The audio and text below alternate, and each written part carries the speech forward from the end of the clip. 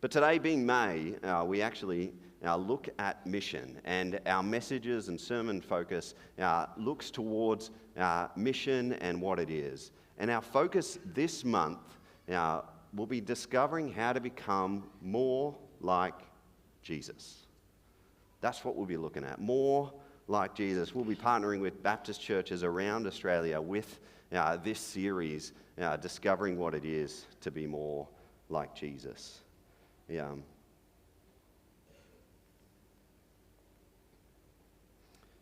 part of this month as well, we're going to have a special guest preacher at the end of this month. You saw him on the video, Scott Pilgrim. He is the Executive Director of Baptist Mission Australia. On the 25th, we're going to have him come alongside and share about mission and that sort of thing. He's everywhere. He's been in Malawi and all other different places. So be there for that Sunday there as well.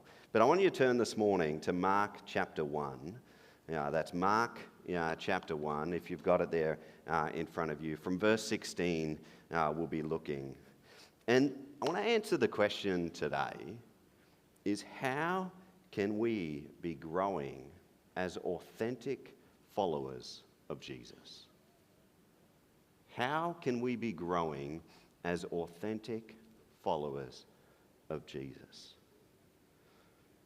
So when it comes to this question, and as you reflect and think about this question, often when we think of authentic followers of Jesus, we often look at the end game. We often look at those who are mature disciples, maybe pastors or leaders, or those that have gone before us. Maybe they are matriarchs in our family or patriarchs. You often see those who clearly demonstrate the fruits of the Spirit, and you go, that is what it means to be more like Jesus, and I want to be more like that. And that is a good thing. However, often when we look at these people, we often look at ourselves, look at our brokenness, look at our failures, and go, I can never actually be like that. I can try to, but I'll never achieve that level of perfection, that level of God-like, that level of Jesus-like. I could never be as more like Jesus as they are.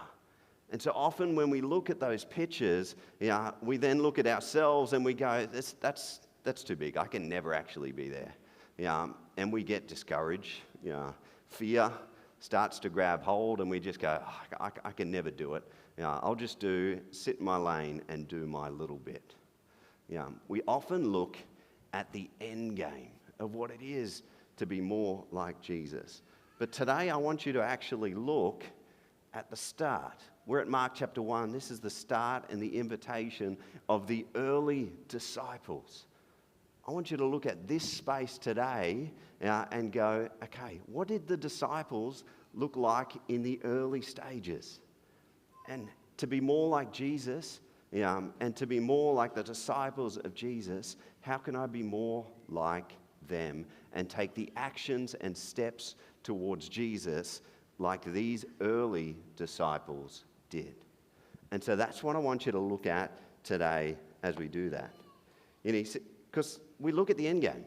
When we look at the early church, we see guys like Paul spreading the gospel and sharing the church. We look at the passage of Acts, and some of you have been journeying through the Acts series that QB have been putting out, and we see thousands of people come when Peter just says words, and we go, we can never be like Peter.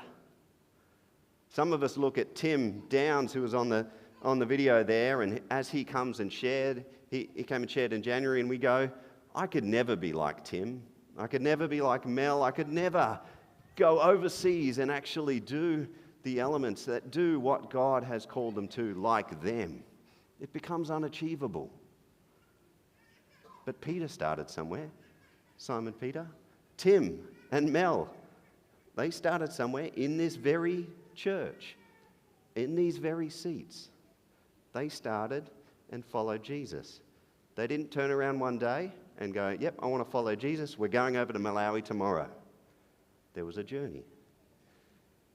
So we need to be looking at the start. So Mark chapter 1, verses 16. Passing along the Sea of Galilee, he saw Simon and Andrew, the brother of Simon, casting a net into the sea, for they were fishermen. And Jesus said to them, "Follow me, and I will make you become fishers of men." And immediately they left their nets and followed him. Going on a little further, he saw James, the son of Zebedee, and John his brother, who were in the boat mending the nets.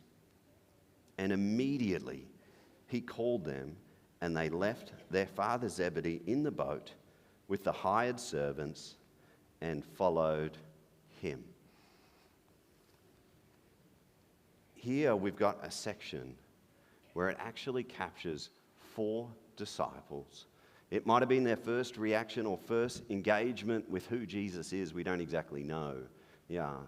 But it's certainly a first invitation that Jesus gives to these 4 disciples. First one being Simon, or Peter, as we often refer to him. You got Andrew and James and John, 4 disciples of Jesus. When we look at the end game, did incredible things for God. But here, what did they do? This is a glimpse of what God did amongst these people. And so Jesus was simply passing along the Sea of Galilee. It doesn't even provide much detail of what Jesus was doing really beforehand. He began his ministry in Mark, and he just happens to be passing along the Sea of Galilee. Sees these fishermen. Did Jesus already engage with them beforehand? We don't know. They may have. They may have heard stories about who Jesus was. They certainly would have heard stories about the Messiah and what the Messiah would do.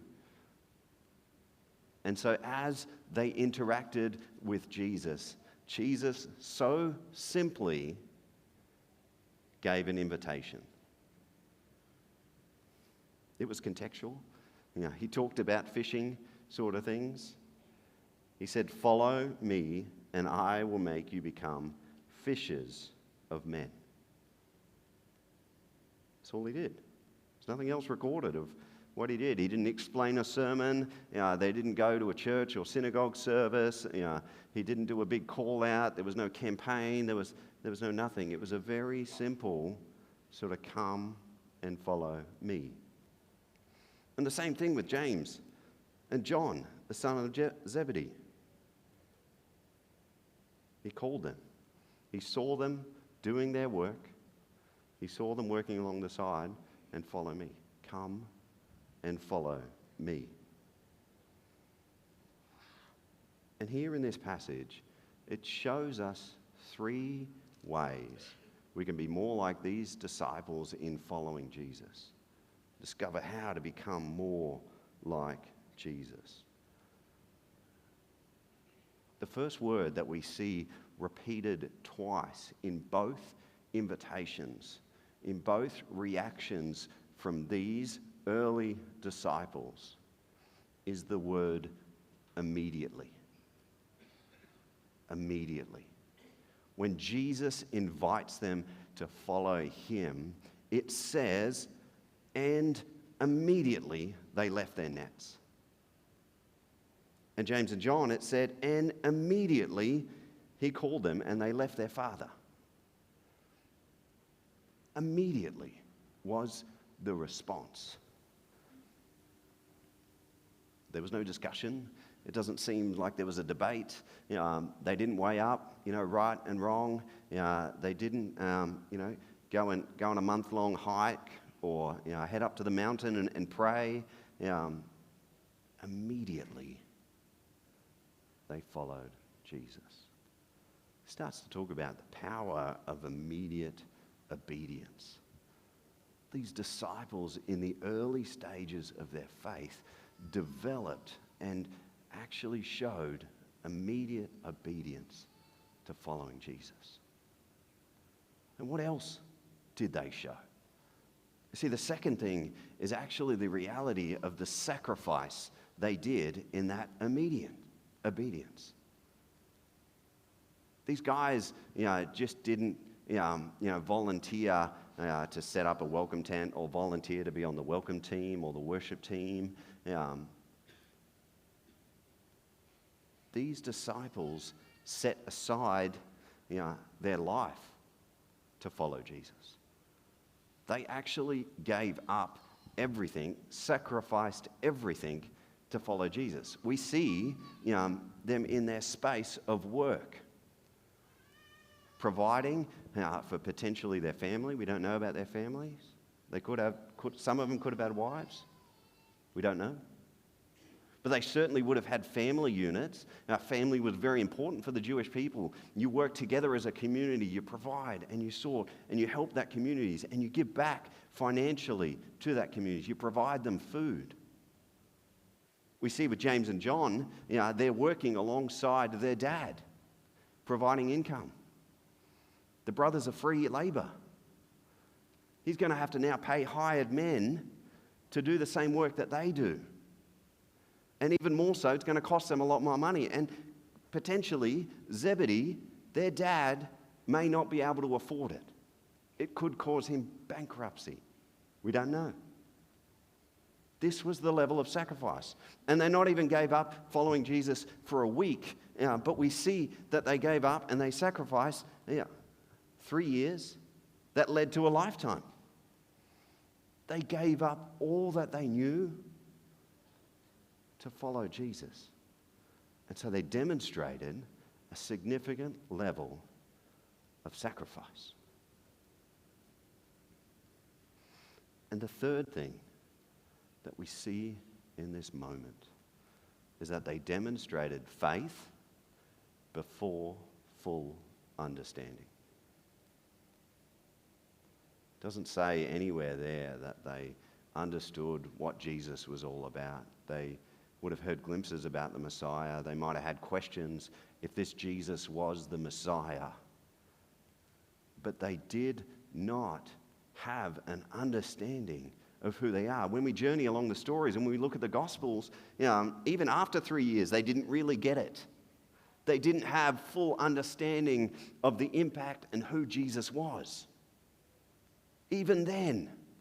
And so at the start, at the first moment, they did not have much understanding of who Jesus was, what they were doing. Peter and Andrew just get this idea of fishing for people. What does that look like? Throwing nets on people or something like that? That'd be weird. And they demonstrated an incredible level of faith before understanding. There's a famous artist or poet or some would say Dark Lord that has a phrase that says, "I find your lack of faith disturbing." It's May the 4th, just a quick little reference there. But it's relevant. These guys did not have lack of faith. They had an incredible lack of faith. They lacked understanding. They lacked what they actually volunteered and got themselves into. But they demonstrated faith before understanding. As growing disciples of Jesus, as authentic growing disciples of Jesus, these four demonstrated their willingness to immediately leave their nets. Immediately, with full sacrifice and full faith. There's another guy that comes up in the story around about this time. In the narrative, he decides to meet with Jesus. He is a well-respected guy within the community. His name is Nicodemus. He's a Pharisee, and he invites, and at nighttime he wants to go see Jesus. He wants, with a desire to understand more about him. He starts to hear about him. He sees miracles that Jesus is performing. And this guy, Nicodemus, is a member. He's well respected. He's intellectual, member of the ruling council. And he engages Jesus. He wants to find out who he is. And Jesus invites him to be born again. Jesus invites him, to follow him. But what Nicodemus does is the opposite of the 4 disciples. Nicodemus doesn't immediately decide to follow Jesus. Nicodemus sees his life and what he has and is unwilling to sacrifice that to follow Jesus. He's unwilling to give that up to follow Jesus. There's probably a wrestle that's going on, but he's unwilling to immediately give that up and follow Jesus. That Nicodemus sits in a spot where he wants understanding. He wants to understand all the information, all the intricacies, before he demonstrates faith. And there's likely some of you in the room that would relate to Nicodemus. Faith before understanding. It's an incredible space.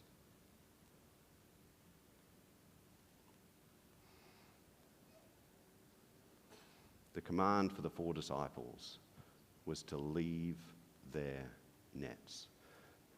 We've got some fishing nets here on me on the stage. We see these 4 disciples, they're literally holding, mending, being part of this fishing venture with their nets. They've got their work and their supply, everything that they know in their hands. And these 4 disciples see the willingness to leave that down, to throw it down, to get rid of it all, to follow Jesus. Immediately. Incredibly sacrificially, in a way that they developed faith beyond full understanding. And for some of us here in this room, we've demonstrated that. Maybe some of us in our early stages of faith have demonstrated it, but as we get more mature, we've actually struggled with this idea of immediately following Jesus. I need to know more before I follow Jesus.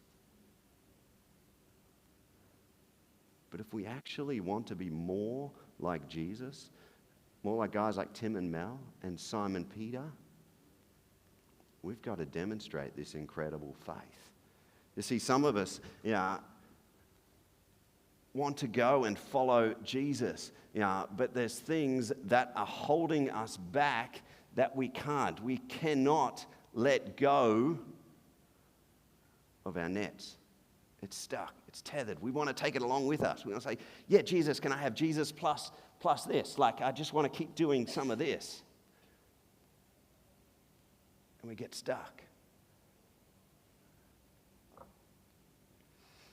But we need to be more like these disciples if we want to be more like Jesus. If we get our net, we need to be willing to throw and leave our net down. Get rid of it. Throw it. Lay it down. Give it up.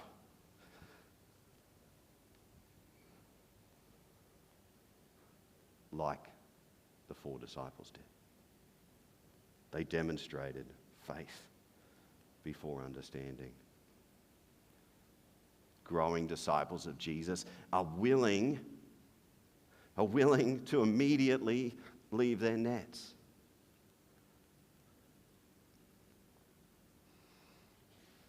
And often one of the biggest things that hold us back is not someone else. It's often not our workplace or our situation. What holds us back from actually following Jesus, what holds us back from letting go of the nets that Jesus have is fear.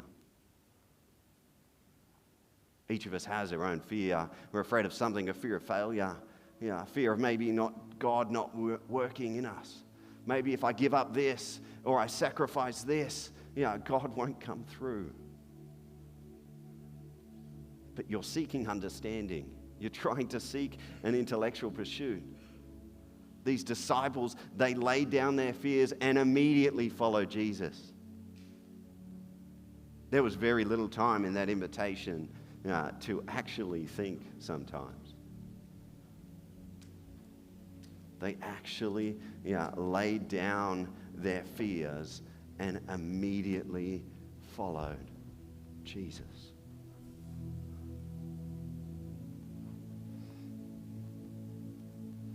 There are some of you in this church that can do that, and it's so encouraging.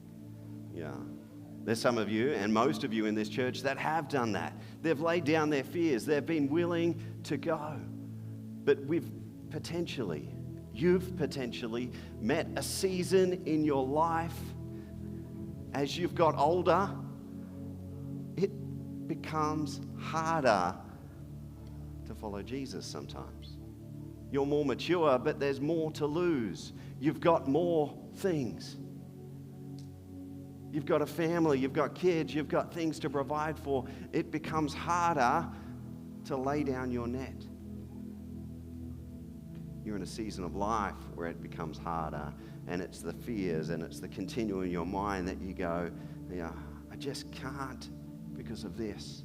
And it becomes an incredible barrier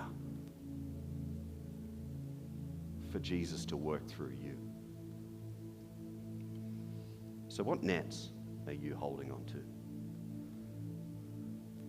What nets are you holding on to you that are hindering your full commitment to follow Jesus? What's holding you back? Is it your work? Is it your life? Is it your support? Is it your pursuits? Is it simply you thinking, I can't be like that. I'm not as good as that. How do you typically respond when Jesus calls you to do something? When someone in the church invites you to be part of something, how do you respond? Do you respond with a sense of, let me pray about it. Let me sit on this for a while. These things are good things. I don't want to put these down. Prayer and sitting and meditating. However, there's moments in our lives, and there's moments in our lives where we simply need to immediately respond. We see this with the 4 disciples. Immediately respond to follow Jesus. They're willing to sacrifice and give up. So what's causing those delays? What are those fears of delays in your life that are causing you to rethink these things? Causing you to say no and not yes. These are the fears that are holding you back. What are the fears or concerns that you have that might prevent you from responding immediately to God's call? If we're going to be more like Jesus, we need to follow what the disciples did in following Jesus. And these 4 disciples were willing to immediately be obedient to God. They were willing to sacrifice everything for God's call. And they were willing to respond in faith before full understanding. So today, I want you to respond. Immediately respond. I want you to stand up and come down the front and write down some of the fears that are holding you back. What's holding you back, church? Come down immediately. I'm calling you now. Come down. What's holding you back from God pulling? Don't sit there in fear.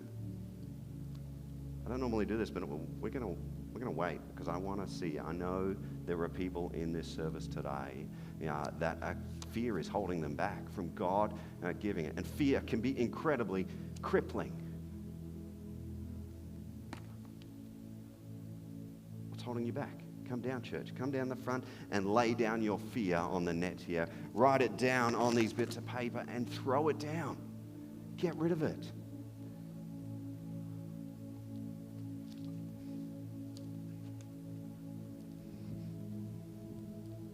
Get rid of those fears. Lay them down at the foot of Jesus and immediately respond. You don't have to understand exactly what those fears are. Maybe just write on the bit of paper, fear. Maybe there's just something that God is leading you to, that you're not even sure exactly what it is. But lay it down on the nets. Throw it down. Get rid of it. This is fear that Jesus is removing. This is demonstrating faith, before understanding. There's an intellectual pursuit of understanding, that we don't need to necessarily follow. Lay it down on the nets. Lay it down. Share the pens around. Just lay down, church. Is there a fear that's holding you back? Is there a concern? Are you looking at the world and just going, "No, I can't do this. I can't follow Jesus in this sort of world"? Lay it down at the nets. Lay it down. Lay it down. Is there a health issue that is holding you back? Is there a thought that's holding you back from immediately responding to Jesus? Lay it down at the nets. Give it to Jesus. Let Jesus sort it out. We can't operate in this world without Jesus. We need him. We need him to sort this out. There's many times I sit and journal in my week, and I just sit down and then I just go, I can't do this, God. I actually can't do what you need me to do. I actually can't do it. I need you to do it. And so I'm afraid, that this is what's going to happen if this doesn't happen. And so we need to lay it down at the feet of Jesus. We need to lay it down. We need to cast aside our nets and lay it down.